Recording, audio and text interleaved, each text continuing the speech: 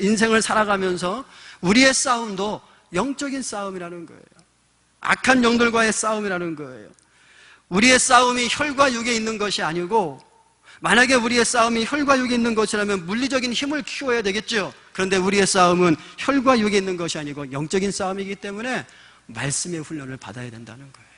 성경은 우리에게 분명히 그렇게 말씀해 주고 있습니다. 그런데 우리는 어떻게 하나요? 자꾸 우리 앞에 있는 위기를 극복할 때에 자꾸 세상적인 방법을 찾아가잖아요. 세상적인 방법으로 이기려고 하잖아요. 세상적으로 좀 능력 있는 사람을 찾아가잖아요. 이 문제에 있어서 어떤 도움이 될 만한 사람이 누굴까? 그거부터 생각하잖아요. 어떤 변호사를 찾아가야 될까? 그거부터 생각하잖아요. 그런데 하나님이 우리에게 원하시는 건 뭐냐면, 우리 인생에 어떤 위기가 닥쳐왔을 때에, 문제가 닥쳐왔을 때에 먼저 하나님을 바라보라는 거죠. 하나님을 의지하라는 거죠.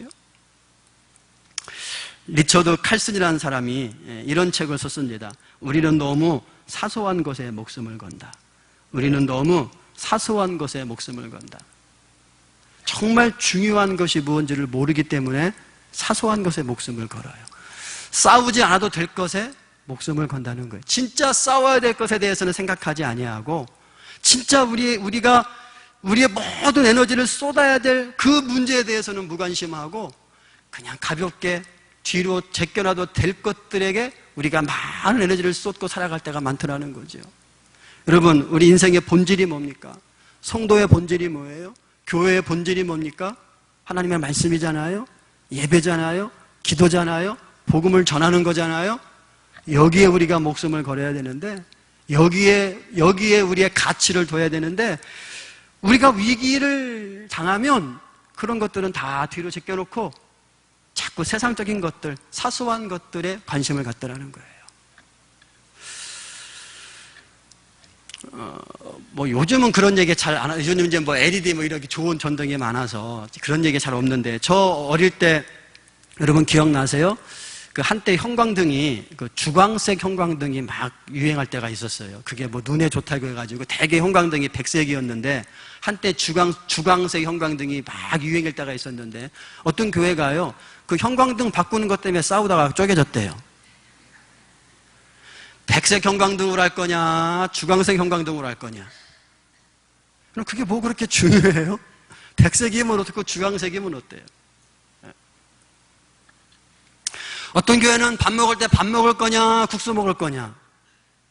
밥이면 어떻고 국수면 어때요? 본질이 뭐냐는 거예요, 본질이. 우리가 목숨 걸어야 될 게 뭐냐는 거예요. 우리가 싸워야 될 게 뭐냐는 거예요. 하나님이 이스라엘 백성들에게 가나안 땅에 들어가서 첫 번째 전쟁을 무력의 전쟁으로 이기게 하지 않으시고, 무력이 아닌 영력으로 이기게 하신 이유가 어디에 있을까? 어디에 있을까? 교회가 교회다워지는 비밀, 성도가 성도다워지는 비결, 하나님의 말씀에 있잖아요. 그 말씀을 해서 교회가 세워지고, 그 말씀으로 성도들이 세워지고, 우리 교회 표어가 오직 말씀으로, 오직 말씀으로. 오직이라는 단어에 집중하셨으면 좋겠어요. 그냥 말씀으로가 아니라 오직 말씀으로. 말씀 이외에는 아니라는 거예요. 말씀 이외에는 들어와서는 안 된다는 거예요. 말씀 이외에는 가치를 둬서는 안 된다는 거예요. 말씀보다 더 중요한 건 없다는 거예요. 예배보다 더 중요한 거 없고, 말씀보다 더 중요한 거 없고, 복음보다 더 중요한 거 없다는 거예요. 그런데 자꾸 은근슬쩍 예배보다 중요한 것들이 들어오고, 은근슬쩍 말씀보다 중요한 것들이 들어와서 우리의 본질을 희석시키고 있잖아요. 그런 것들과 싸워야지요. 이단과 싸워야 되고, 신천지와 싸워야 되고, 하나님의 교회와 싸워야 되고. 오늘 어떤 분이 카톡 보냈는데요, 하나님의 교회 사람들이 국민일보하고 무슨 소송을 했는데 졌대요. 근데 전단지는요, 국민일보랑 싸워서 이겼다고, 법원도 하나님의 교회 손 들어줬으니까 여기 원주 이것도 우리가 이길 거라고, 그리고 전단지를 만들어서 뿌렸다는 거예요. 그런 악한 영들하고 싸우는 것이 우리의 본질인데, 우리끼리 싸우고, 우리끼리 다투고, 비본질적인 문제 때문에, 떡 하나 받았냐 못 받았냐 때문에, 밥 먹을 거냐 국수 먹을 거냐 때문에, 형광등 뭘로 할 거냐 때문에, 그거는 다 본질적인 거거든요. 진짜 본질은 하나님의 말씀. 여리고성을 하나님께서 말씀으로 무장시켜서 이기게 하신 이유 분명히 있죠. 두 번째, 여리고성 어떻게 무너졌냐면 따라해 보실까요? 침묵으로. 10절 한번 읽겠습니다. 10절. 오늘 안 읽었는데 10절 시작. 여호수아가 백성에게 명령하여 이르되 너는 외치지 말며 너의 음성을 들리게 하지 말며 너희 입에서 아무 말도 내지 말라. 그리하다가 내가 너희에게 명령하여 외치라는 날에 외칠지니라 하고. 자, 여리성을 돕니다. 하루에 한 바퀴씩 돌아요. 마지막 날에 7바퀴를 돌아요. 근데 하나님이 어떻게 돌으라고요? 아무 말도 내지 말고 돌아라. 침묵하고 돌으래요. 여러분, 왜 그랬을까요? 왜 침묵하면서 돌으라고 했을까요? 한번 상상을 해보실까요? 아까 여리고성 한 둘레가 3.3km라고 그랬어요. 3.3km 바짝 붙어서 도는 거 아니고 멀리 떨어져서 돌았으니까 아마 더 넓었겠죠. 더 넓었겠죠. 하여튼 최소가 3.3km고 삼성에 더 넓은 몇 킬로가 되는 그거를 하루에 한 바퀴씩 이렇게 돌면 시간이 꽤 걸리겠죠. 더군다나 이스라엘 백성들이 출애굽할 때 장정이 60만이에요. 장정이란 말은 군대에 나가서 싸울 수 있는 사람들을 말하는 거예요. 그러니까 군인으로 나갈 수 있는 사람들을 말하는 거예요. 오늘 6장 1절에 보면 장정들, 군사들을 뽑아서 나가라고 그랬으니까 장정들을 뽑아서 나간 거예요. 그러면 많은 학자들에 의하면 출애굽할 때 60만이었는데 그동안 40년 동안 광야에서 인구가 늘었기 때문에 이 장정의 숫자가 100만 정도 됐을 거라고 봅니다. 최소한 100만 명. 100만 명의 사람들이 도는 거예요. 그러면 시간이 많이 걸렸겠죠. 100만 명 사람들이 쭉 줄서 몇 줄로 섰는지는 모르겠지만 하여튼 그 사람들이 한 바퀴 돌려면 시간이 꽤 걸렸을 거예요. 얼마나 걸렸는지 알 수는 없지만 하여튼 꽤 걸렸을 거예요. 그 여리고성을 도는 동안 왜 하나님이 침묵의 명령을 내리셨을까? 여러분 생각해 보셨어요? 한번 우리가 추측을 해보겠습니다. 그냥 침묵 명령 내리지 않으시고 그냥 돌아라 그러면 긍정적인 말이 더 많이 나왔을까요? 부정적인 말이 더 많이 나왔을까요? 인간의 심리상. 지금 말도 안 되는 짓 하고 있잖아요. 이스라엘 백성 입장에서 볼 때는 말도 안 되는 짓을 하고 있는 거예요. 지금 총칼 들고 싸워도 이길까 말까인데 도를 하니? 돈 것도 아니고 도를 하니? 하나님이 도르셨나 봐. 왜 우리 보고 돌라고 그래? 뭐 그래가면서 별의별 얘기가 다 나왔을 거예요. 한 사람이 툭 던지면 그 옆에 사람이 듣고 맞아 툭 던지면 또 그 사람이 맞아 그러다 보면 이렇게 뻥튀기 돼가지고 별의별 얘기가 다 나왔을 거예요. 그러면 결과적으로 돌을 수 있었을까요? 못 돌았을까요? 못 돌았겠죠. 어떻게 돌겠어요? 에이 그만두자. 그리고 한두 명씩 뛰쳐나가기 시작하면 나도 그리고 다 뛰쳐나갔을 거예요.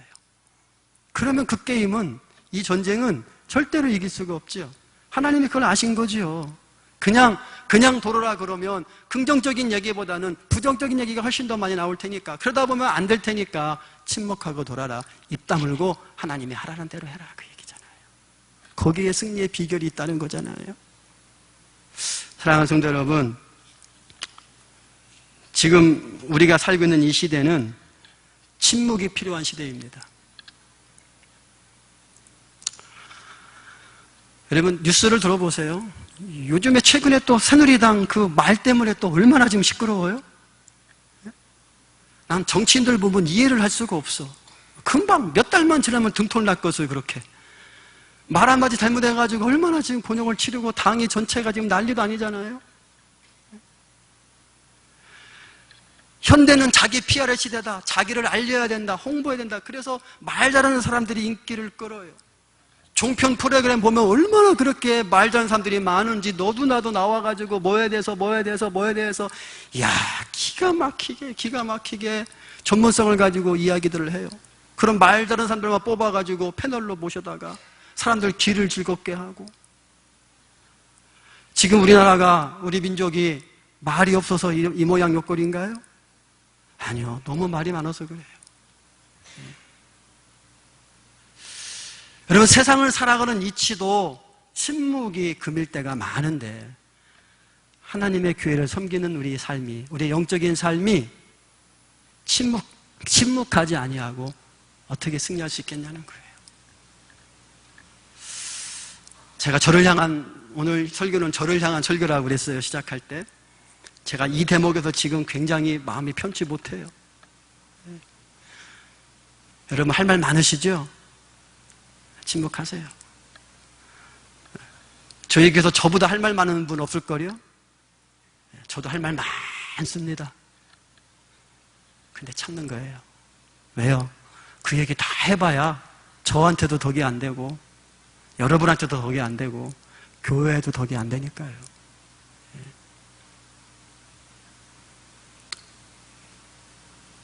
그런데 하나님께서 침묵하라고 그랬는데 여러분 이스라엘 백성들이 침묵하며 돌면서 뭐 했을까요? 상상이 안 되세요? 아무 말도 안 하며 돌면서 뭐 했을까요? 그렇죠. 기도하면서 돌았을 거예요. 도대체 왜 하나님이 돌으라고 하실까? 처음에는 그런 기도로 시작을 했겠죠. 도대체 왜 하나님이 돌으라고 하셨을까? 왜 우리가 돌아야 되나? 이게 뭐 하는 짓인가? 뭐 그런 회의적인 마음을 가지고 하나님 왜 돌아야 되지요? 하나님 왜 돌아야 되지요? 이게 돈다고 무너지나요? 돈다고 이게 무너지나요? 하나님 이게 뭐 하는 거죠? 하나님 우리에게 잘못 명령하신 거 아니에요? 여호수아가 하나님의 뜻을 잘못 받은 거 아니에요? 그래가면서